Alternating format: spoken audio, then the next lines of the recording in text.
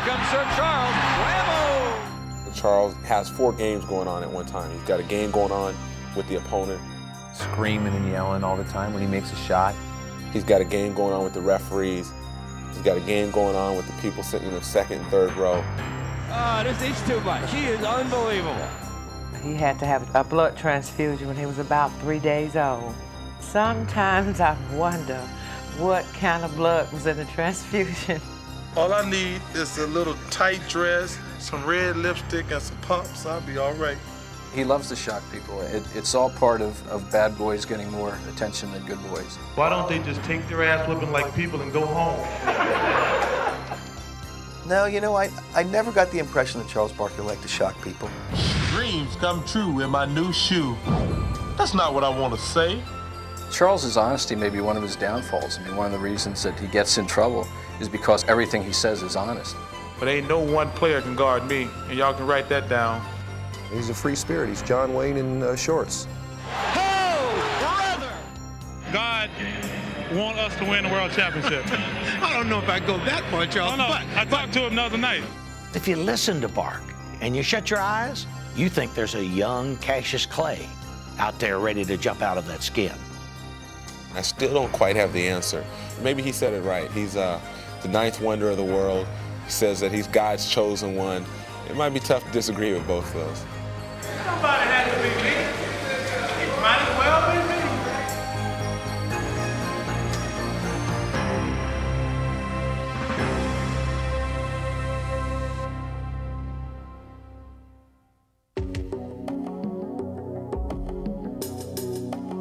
When trying to explain Charles Barkley, it seems that no single image is enough.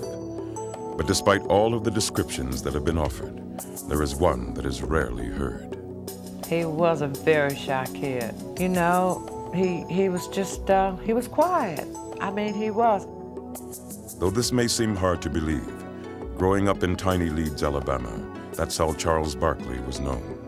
He was on the chubby side, and he was just about as chubby, as tall as he was chubby. And kids used to pick at him.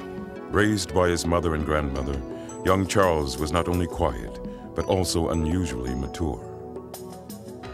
He was a father to his younger brothers, you know, because he grew up without a father.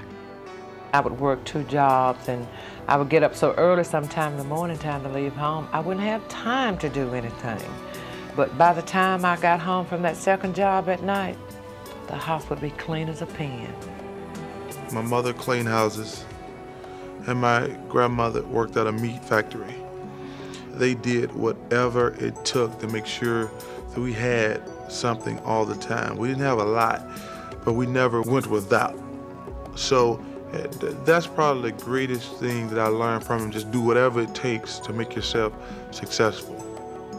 With that lesson in mind, Charles began to play basketball, not only with thoughts of fun and games, but also of his future.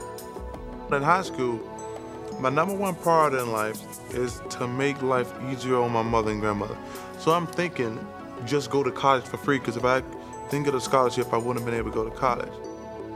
But as an overweight 5'10" guard, Barkley didn't appear to be a likely target for college recruiters. His height, it's just hard for him to compete. Plus his shot in high school wasn't that good. Charles was so average. Despite his obvious shortcomings, Charles remained determined. You know, a lot of Saturday nights when the other boys would be out going to dances and things, Charles would be down on the basketball court, right down the street, bouncing a basketball. Charles's skills were improving, but it didn't really seem to matter. He would come home and he would cry sometimes. He said, "Mom, I am good enough to play on the varsity team if they would just give me a chance." His granny would tell him, "Just keep working, baby. If you got it, somebody's gonna see it." Clinging to this hope, Barkley struggled in vain to overcome his physical limitations. And then, as if to reward his faith, Providence finally lent a hand. He started to get bigger and bigger and taller and taller. Everybody was like, "Hey, come down to the gym. Charles Barkley can touch the rim and slam a basketball." And I thought, there's no way Charles Barkley can dunk a basketball. He's 6 foot. Barkley's surprises were just beginning. Shooting up in height, he would finally have a body that was a proper vessel for his determination. Between my junior year and senior year in high school, I went from 5'10" to 6'4". Even though when I had the growth spurt, I was never really awkward because I had been playing guard all those years, and all of a sudden, everything just fell perfectly into place.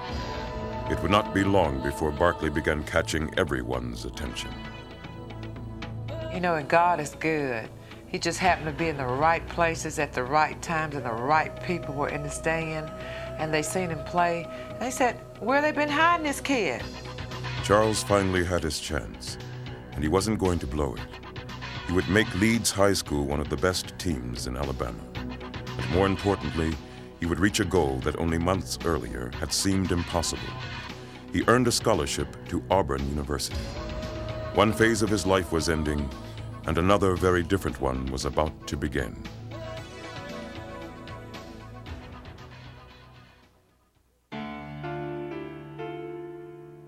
The Charles Barkley who arrived on the campus of Auburn University in the fall of 1981 bore little outward resemblance to the one who had left tiny Leeds, Alabama.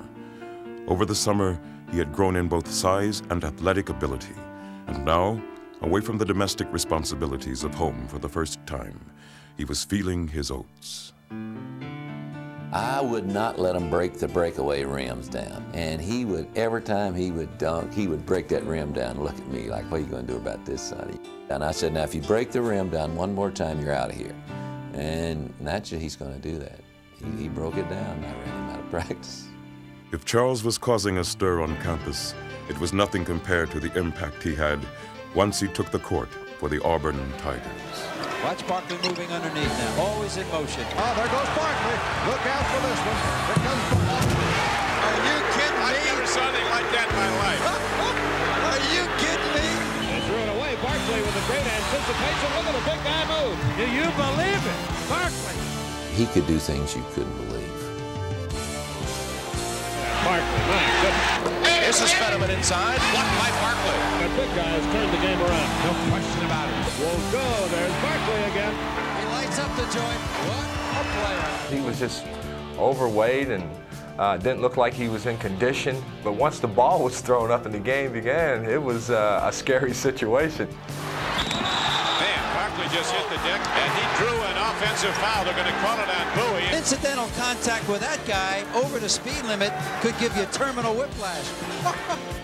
He got to like 310 pounds. I mean, the guy was just mammoth. I mean, he was definitely a man-child. It's a race now, but Barkley's back. Watch him go up. It's phenomenal talent.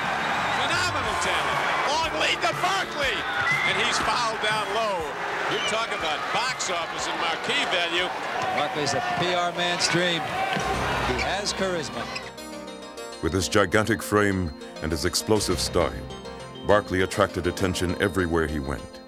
And the unheralded Auburn basketball program quickly seized this opportunity to gain national exposure. We were getting attention out of the fact that Charles was so heavy. And I think we worked hard to get publicity any way that we could. And that was one way to get it. We were selling fat, we were selling anything. And Charles was a sellable item, he really was.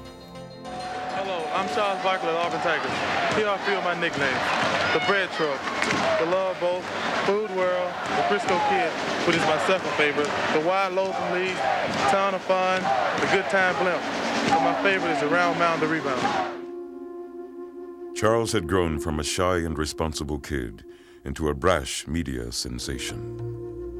I was always really quiet. And then when they put you in the limelight at the age of 18, you go to college, everybody knows you and everybody's talking to you all the time. Your personality changes. And the true measure of that change was evident in his growing conflict with his coach, Sonny Smith. He was lazy, and he felt like he could play real heavy, and I felt like he couldn't. So we had a little war going there to lose weight. He could have said to me, Charles, you need to lose some weight and you can play better, instead of saying I was a fat, out-of-shape slob all the time. I knew I had something special. I knew I had a pro on my hands, and I knew that it was my responsibility to develop him, give him a chance later, so I was really tough on him. At the end of my second year, I had enough. I had led the SEC in rebounding 2 years. I was all SEC, and he was still riding me all the time. So finally, I just picked up and said, hey, I'm transferring. Charles Barkley had reached a crossroads. In his struggles with Coach Smith, he faced both the benefits and the burdens that came with his newfound stardom. And his resolution of this conflict would set a pattern for the rest of his life. We had a meeting, and we sit down, and he said, hey, you lose a little weight, you'll play harder, you'll play better. And he was right. And I told him what I expected from him, to treat me like a person. I knew right then that I wanted to be treated like a person, not just a piece of meat. Charles would stay at Auburn for his junior season, and it would be his best. He would be named SEC Player of the Year and lead Auburn to its first ever NCAA tournament appearance. And as he made his decision to forego his senior season and enter the NBA, he looked forward to a bright professional career and looked back with new perspective. I had matured from my freshman year. Well, I just rebelled. My sophomore year, I just rebelled. But by the end of my sophomore year, I knew that I wanted more, expected more. I became a person who could speak for themselves. Just grew up from a little kid to a man.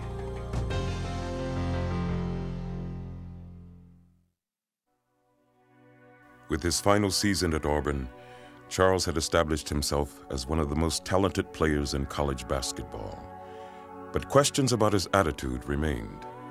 And despite his impressive showing at the Summer Olympic trials, he found himself cut by strict disciplinarian Bobby Knight. I had no real interest in playing on the Olympic team in '84. No disrespect to anybody, I just didn't want to play basketball all summer. Despite Barkley's questionable reputation and his recurring weight problems, the Philadelphia 76ers made him the 5th pick in the 1984 draft. And as he began his rookie season, Charles quickly displayed the ability that had caught the Sixers' attention. It was just his amazing strength and explosiveness, even at that time weighing around 280 pounds. And you'd say to yourself, wow, this guy could be, something special. But though Charles played with raw passion, he seemed unable or unwilling to discipline his talent. Charles's first year was quite an experience. Charles would act up. Charles wouldn't run back to half court. Charles was very difficult, to say the least. It seemed as if Charles had once again fallen into the rebellious trap that he had struggled through at Auburn. But now, he would have veteran center Moses Malone, one of the NBA's hardest workers, to provide him with an example. You could see that Charles wanted to be great, but he didn't want to work at it. So I said, Charles, things you got to do, it's not going to come easy because right now you're into pro ball, you got a lot of great athletes. So what you got to do, get the attitude and get mean and get aggressive and come play every night. Under Moses' tutelage, Charles learned to tap his vast well of natural ability. Up until then, I had never worked hard. I just played the game strictly on talent. He taught me how to work hard. I got in really good shape, and I'm just watching him and learning from him. As he began his second season, Barkley saw Moses' lessons begin to pay off. Alive, Barkley's there, gets it again, reverse left hand by Barkley. Here's a bad pass, it might get out of hand, not before Charles gets it. Bingo. It's just a question of Charles wanting it more than Dan Roundfield. He got believing in himself, and he got believing in what he could do, and he went to another level. Just as Barkley was beginning to mature as a player, however, he would be thrust into a demanding new role. At the age of 24, the mantle of responsibility had fallen on him. Doc was gone, Moses was gone, Bobby Jones was gone, and it was Charles Barkley's team. It was a challenge that stoked Barkley's competitive fire. Responding with a vengeance, he would take his game to another level and take the league by storm.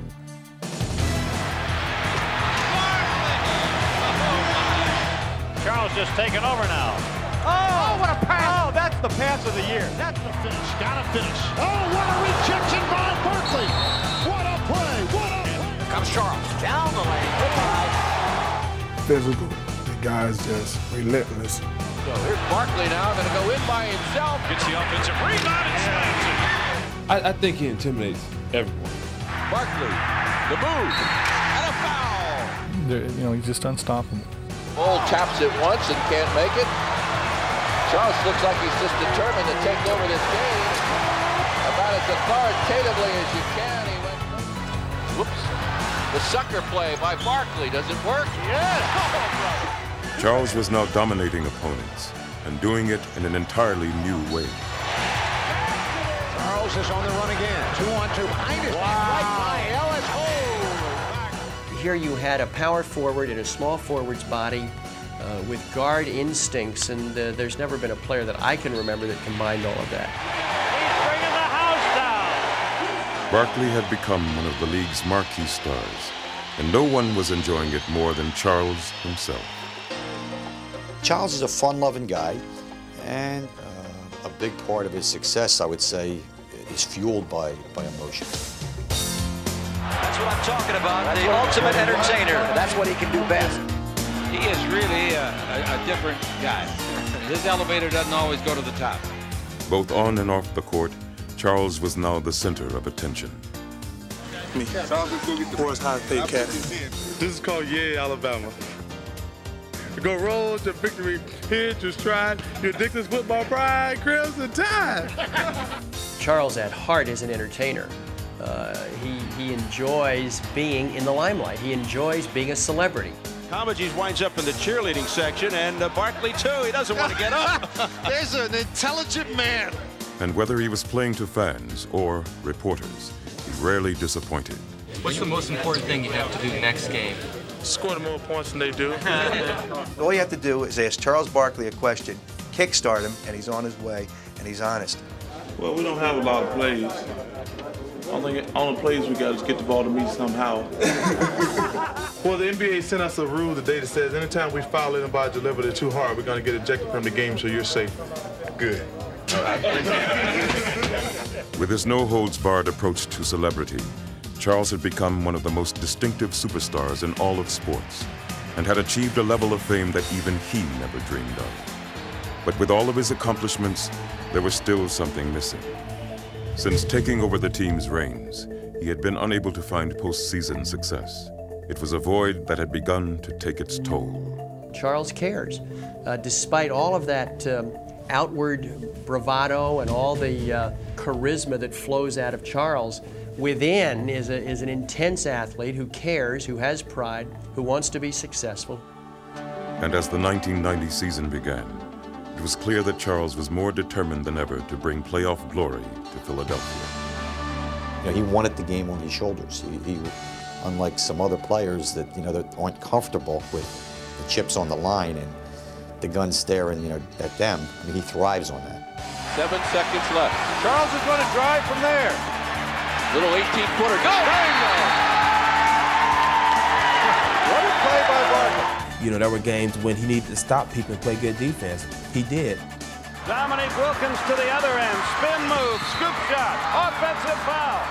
Philadelphia has the lead on the ball with 3 seconds left. But as important as his personal heroics was his ability to instill the team with his own spirit. His desire to win made me get it, and then we started having a lot of fun winning, and then in turn winning, you act like a kid, you have a good time. Did he finish that baby or what? And Charles just in ecstasy. Barkley, 1, 2, 3, triple bogey. And the foot stomp. When you're winning. Yes, sir. Feeding off Barkley, the Sixers ran roughshod over the league and enjoyed doing it. Piling up 53 wins and capturing the team's first Atlantic Division title in 7 years, they surged through the season on an emotional high. Sixers will set up for the final shot. A.C. Green and Charles Barkley. Charles with room. Yes, score it, and a foul. And as they entered the postseason, Barkley's sights were set on nothing less than a march to the finals. He felt at that time that was the most talented team that he had around him, and this was his chance in Philly to get there. In the first round, the Sixers began their playoff quest in style. 3-on-2. as Barkley led them past the talented Cleveland Cavaliers. Here goes Charles. Great play.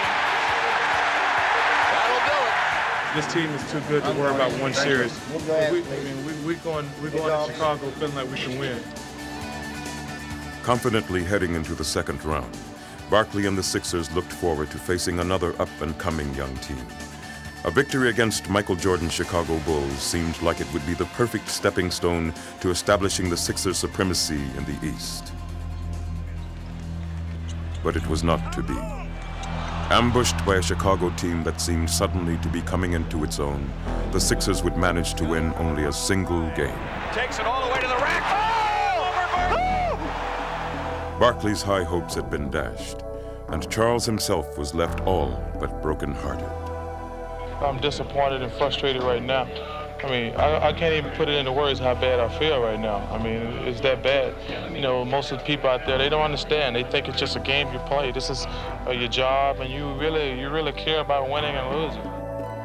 Chicago would go on to win a championship the very next year, but Philadelphia would never recover. Injuries and ill-fated trades would disband the group of players that had achieved such special chemistry, and Barkley could only watch in frustration. You know, we were only a player or so away from really being able to challenge the whole thing, and before that could happen, that team was dismantled, and I think that really bothered him. Barkley's emotional slide was just beginning.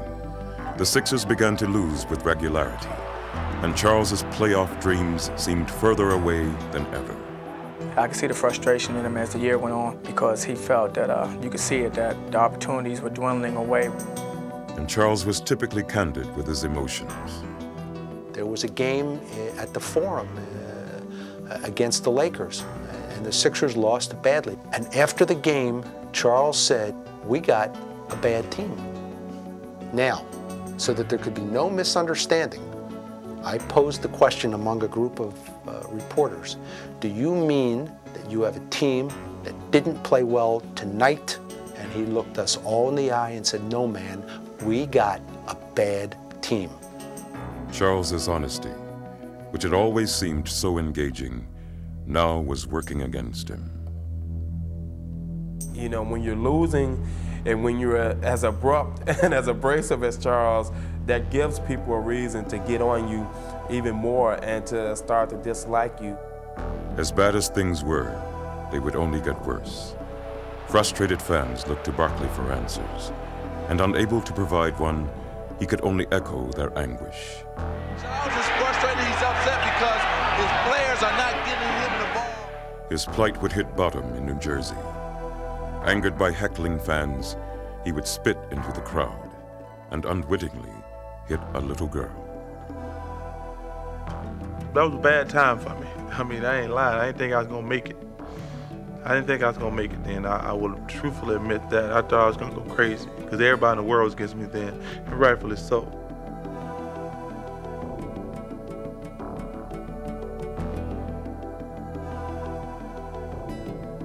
So the spitting incident is where it all changed. It made me really take a closer look at myself. But the most important thing it did was it made me realize that I wanted to win too bad. There shouldn't be anything on a basketball court that make me want to spit on another person. And that's kind of where it all changed for me. Charles knew he needed to change, but stuck in Philadelphia, he would not be given the chance. Besieged by questions about his character, his leadership, and even his ability, Charles could only stoically bide his time. You want to stay with this team? I just want to win. I just want to win. Charlie, do you want to stay here? Finally, after a year and a half of waiting, he would be given the opportunity that he craved. Charles Barkley, he has talked long and hard and loud about his hunger for an NBA title. He was traded to the Phoenix Suns in a 3-for-1 deal. The trade, Charles now faced the defining test of his career. The Suns offered him what he wanted most, a second chance. But he knew also that if he failed, it would probably be his last. Before Charles could meet his destiny in Phoenix, he would join the Dream Team for the Summer Olympics. And from the start, his trip to Barcelona seemed to renew his spirits. Good morning, ladies and gentlemen. We'd like to welcome you aboard. This is Glad to be here. It meant a lot to me because they were saying, hey, you're a great player and you've done a hell of a job, even though your team hasn't been winning. So that was great. Reaffirmed as one of the game's top stars, Charles again found himself in the midst of adoring fans. It was like traveling with, I guess, the Beatles. You know, that stuff you see on TV, where there's thousands and thousands of people waiting all the time. It was unbelievable. While some Olympians may have found the constant crowds and attention daunting, Charles took to the streets with relish. I'm in the Olympics. I wanted to see it. I mean, it's a once-in-a-lifetime thing. I'm not gonna spend the whole time in my hotel room. I think that's crazy. One of the game's most visible figures, Charles attracted the media in droves, and he entertained them like the Charles of old. People usually go after the guy who's the most vocal, and he didn't disappoint anybody. He was in rare form. How much do you know about Angola, the guy that you would be playing there? And I don't know anything about Angola, but Angola's in trouble. How did you feel in 1972 when the Soviet Union beat the United States in that wild game? Well, I had just flunked my entrance exam into kindergarten, so that was the only thing, you know. Charles was once again enjoying his celebrity status, and at the same time, he reveled in being a part of a team where he was not the only focal point. David Robinson, Patrick Ewing, Michael Jordan. This is like Charles, what are you doing, lying again? spring break in the ghetto. It was kind of just like hanging out at a big fraternity party. Come on, man, with your bowling ball head. Hey, that was a good joke. Did you do that? I did. That was pretty damn good. Sometimes I dream that he is me. I just want to be like Chuck. Mike. It is fun, Mom? Relieved of the burden of carrying a losing team, Charles was also having fun sharing the court with his superstar teammates. And Charles is on the run again. Behind his back. If I just do my thing, they gonna make me look good, I'm gonna make them look good.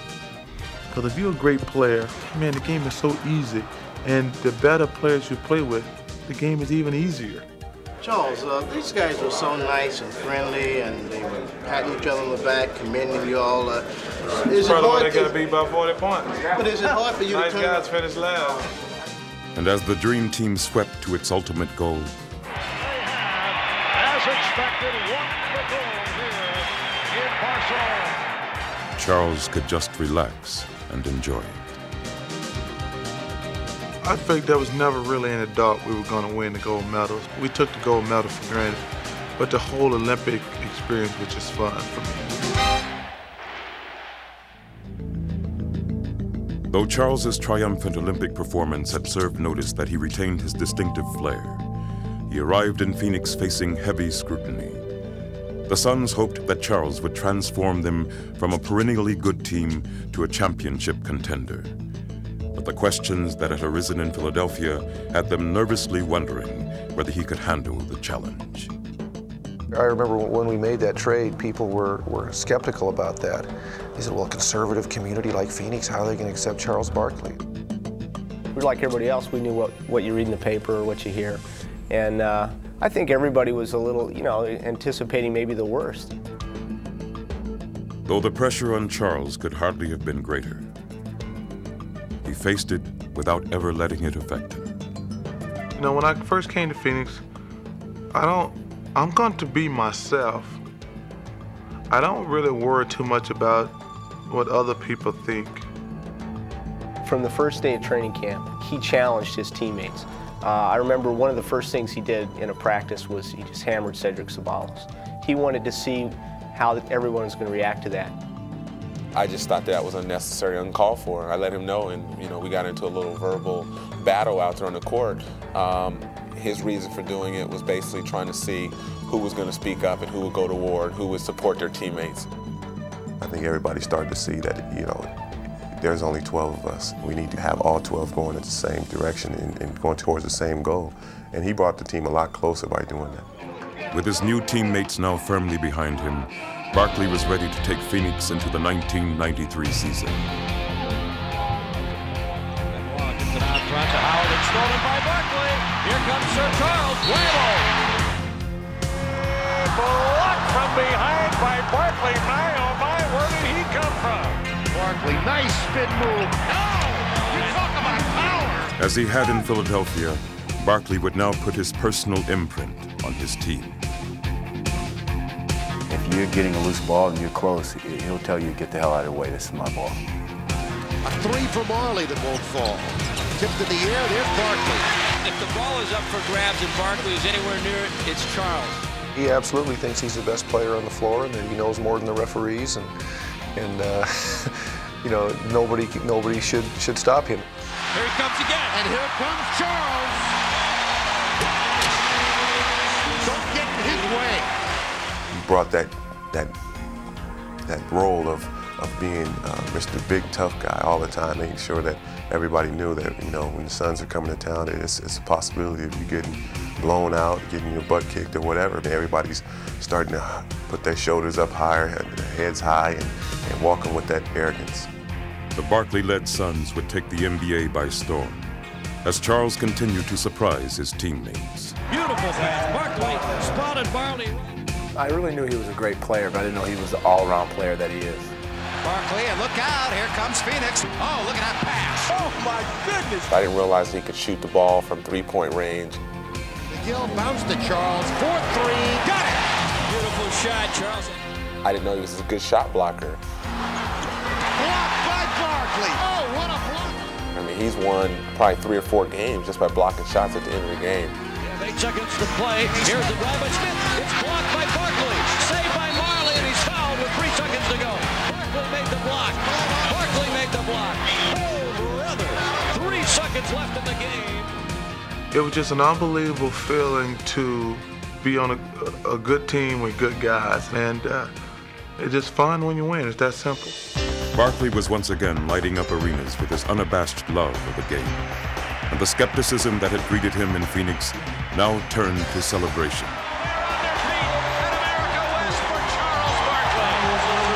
And they should be. He has charisma. He brings people to him. How many guys have a writer following them around and all he does is the Barkley beat? Only a couple quotes from Barkley. He doesn't cover the story, the pre-game stories or anything. He does the Barkley beat. Without question, he's the most popular athlete ever to wear a Phoenix uniform in any sport, and he accomplished that in 1 year. Barkley's revitalization was not only big news in Phoenix, but also throughout the league. He carries on a press conference before every game. You know, he'll have a half-an-hour press conference with the media in every city. Charles's popularity had never been greater. Now the player who had been the league's most notorious villain was its most celebrated star. Charles Barkley! Wait a minute, what's going on here? Some fan ran out on the court, and Barkley's getting some smooches. I'm surprised that wasn't one of my daughters, the way they love Barkley. I think it started with the Olympics. I think that brought me to the forefront. But in the last year or so, man, it just kind of all just like boom. And now, ladies and gentlemen, the man we all know and love, Charles Barkley. Action. Check this out. No matter how much success you have, every time you go to the next level, it's still mine, Barkley. But no matter how high Barkley's popularity skyrocketed, he never lost sight of his goal. Money doesn't matter, endorsements don't matter. The only thing matters is winning. And win is what he would do. He would lead the Suns to the most victories in franchise history and garner for himself the game's highest individual honor. You led your team in assists, you led them in rebounds, you led them in points, and you led them to the best record in the NBA. The fans here and around America join me in congratulating you, Charles Barkley, the 1992-93 National Basketball Association Most Valuable Player. Congratulations. Charles had completed his remarkable resurrection with a flourish. Charles's teammates now are bowing down to him. But it was clear that Charles's most important test lay ahead of him. That had been obvious from his first day in Phoenix. When Charles came in, I showed him the arena, the new arena here. I said, Charles, you see this beautiful, magnificent building? It was all built without your services. I took him into the arena. See all these seats? They will be full. And I want you to know something, Charles. You didn't put one person in the seats. Every seat was sold out before you ever got here. Now, look up there. What don't we have? Championship flag. That's what we want from Charles Barkley. If you don't bring that championship to us, then don't be telling us what you did for us. The court pass to Worthy. He might score it himself. Slam dunk. But as the playoffs began, it looked as if Charles's inspirational season was going to end embarrassingly short of expectations. And the Los Angeles Lakers go home one victory away from knocking out the winningest team in the NBA. Oh my. We're down 0-2, and I know the next question is, are you guys dead? No, we're going to win the series. We're going to win one Tuesday, and the next game's Thursday. We'll win there. Then we'll come back and we'll win the series on Sunday. And everybody will say what a great series it was.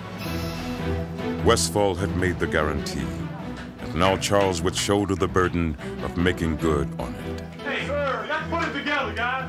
Let's win. We got to win tonight. That's simple. Let's show up. So you're always nervous, but it's not a nervous scared. It's a nervous like, what can I do now?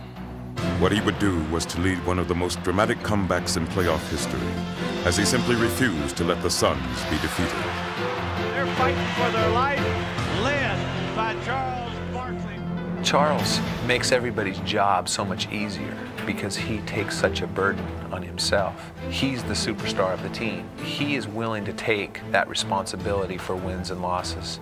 Leading the Suns to 2 straight victories in Los Angeles, Charles returned to Phoenix ready to fulfill Westfall's prophecy. And though the Lakers put up a bitter struggle, Charles finished them off with a relentless determination. In overtime, Phoenix advances.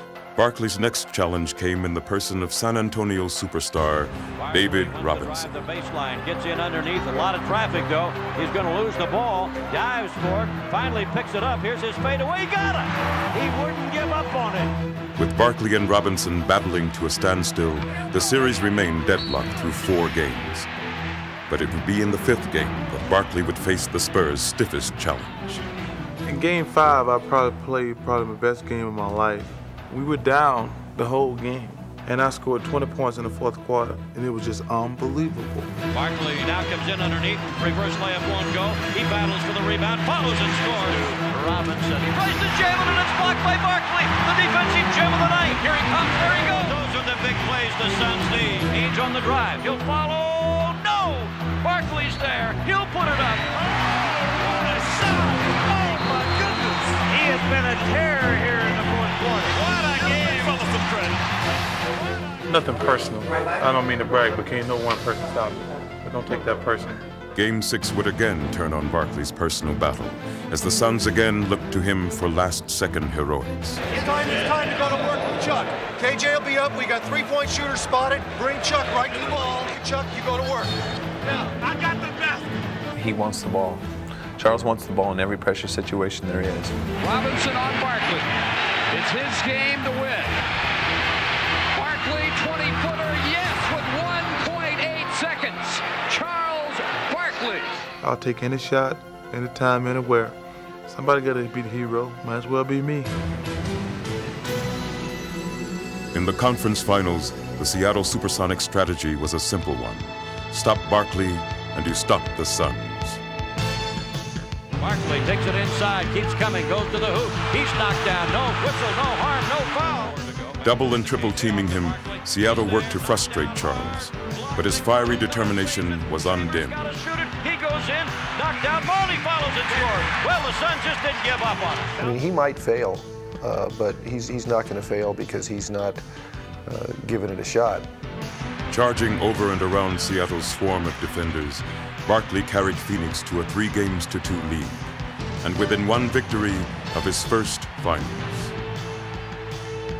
I remember last year we played in Seattle in the in the 6th game, you know, he put on his joy. You know, I think the patent tape, you know, had us listening to that. He goes out there and he doesn't have a good game. Doesn't play. He plays hard, but he was playing hard and he was hurting us, though, as he always said. Barkley blocked by Perkins. Boy, what a scramble. Barkley, fourth attempt, doesn't score. This is one that you can definitely pin on me. Oh, it's the difference in the game. It's not often when a guy who's supposed to win the game for you blows it for you. But you take the good with the bad.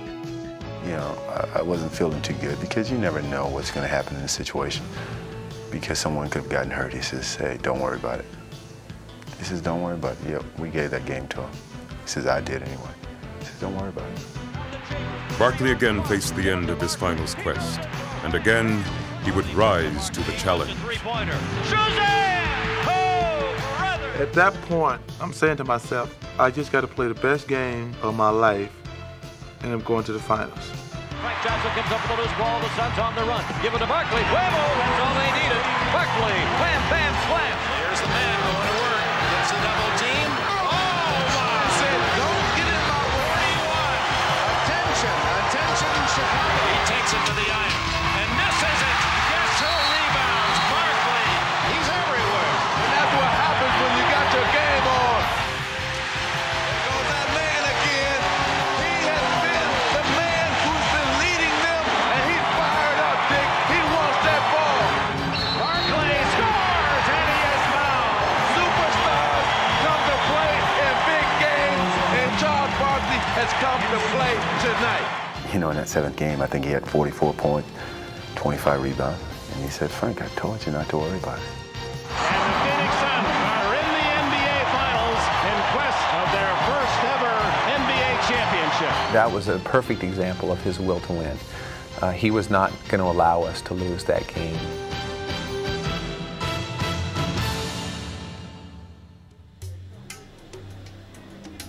Charles's long-awaited trip to the championship series was finally at hand. His journey had been an arduous one, but now at last he would lead his team into battle for basketball's ultimate prize. We are the best team in the world. Let's go, baby. Let's win. Ironically, he would face the Chicago Bulls, the team that had started his spiral in Philadelphia so long ago. But this time, he would not be defeated easily.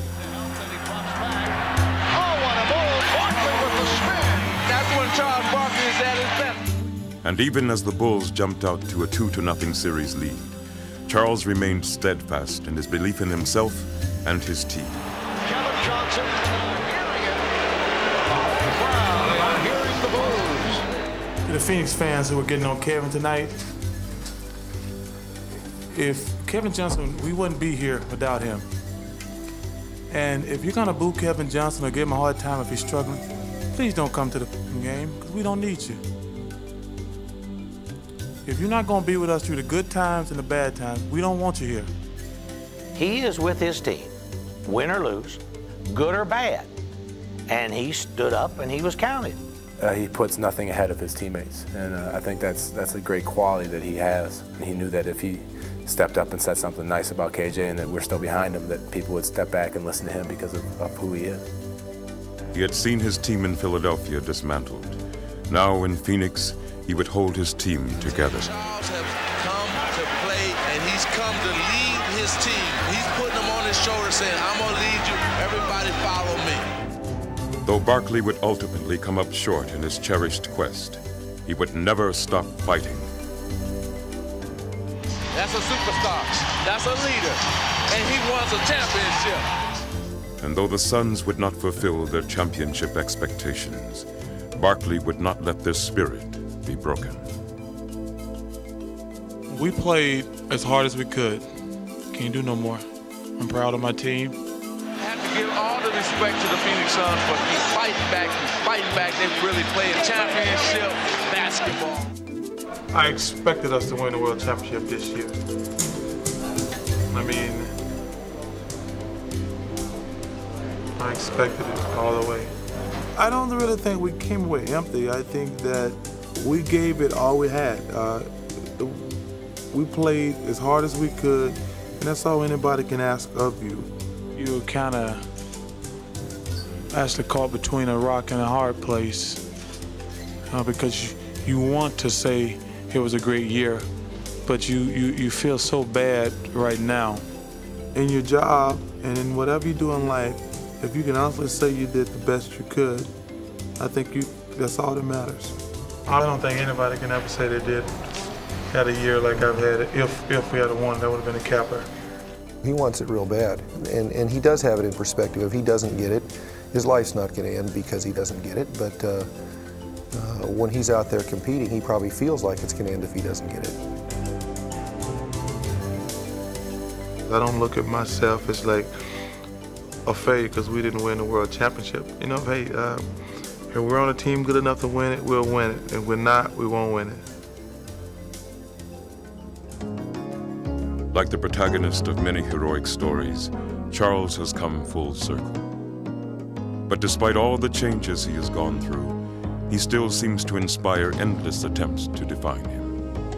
Charles is the epitome of the conservative ideal, of a guy who never asked for anything, who overcomes odds, goes out and competes, doesn't make excuses, doesn't whine. He just has made a success out of himself. Opinions and perceptions change, but Charles is so enduring. I think anybody that knows Charles Barkley, it's very difficult not to like him. He loves life. He loves the game. He's always smiling, even after bad games. He's just a guy that loves sports, loves his job, and makes everyone else's job a lot more fun. Perhaps he is such an intriguing subject because he has never been particularly worried about making himself clear, except, of course, to the one person with whom he has always managed to come to terms with, himself. You know, people think you're trying to be this and that. I mean, where I'm from, somebody asks you a question, you tell them the truth. I mean, and if I had a chance to do it all over again, maybe I would have just said what they want me to say. But I'm proud of myself because I didn't, because you should be able to be honest. That's it. Simple.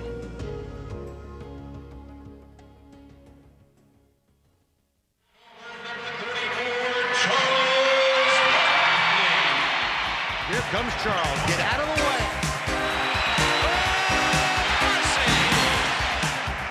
And give it back and send it in.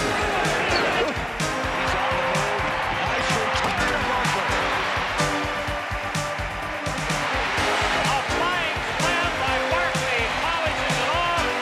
And I mean a power wham, bam, slam by Sir Charles. Here he goes to Sedale, back to Charles. Oh, and he exploded, it goes. That was brilliant. Wow, power extraordinaire. Great pass. Quickly, Barkley, what a play. Oh, what a jam. At the play, something special in the air right there. Taking the run live underneath the Barkley. Forget it. Slam dunk. Watch his eyes light up. Whoa, I'm going to the hole. See you later, kaboom. Yemenich's trying to break. Sixers got back in. And Daniel rejected by Barkley. Let's watch this. Ooh, that's what I'm talking about. The ultimate entertainer.